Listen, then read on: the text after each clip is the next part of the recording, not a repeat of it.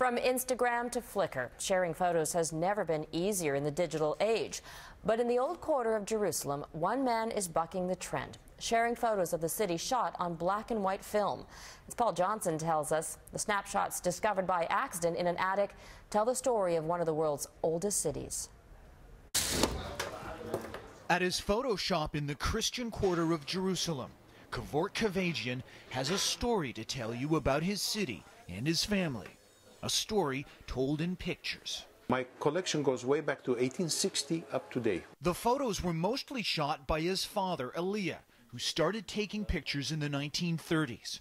While he made a living processing other people's film, he never printed his own shots until Kevork made an astonishing discovery in the 80s. We are looking through the attic and find these boxes of negatives. So I asked him, what's this? He said, old negatives, we don't need them. Today it's my business. Not a surprise.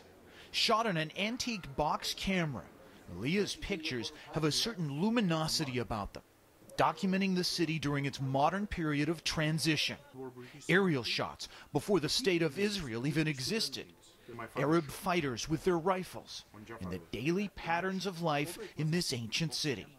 And like the cliche, almost every one of them tells a story. In this picture you can see lots of things. The woman, for example, she's minding her own business. Or here, my father's neighbor smiling with my father. And I can imagine what they were thinking, the Arabs.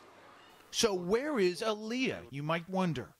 Kevork says his father never appeared in his own shots, but he did have a story of his own.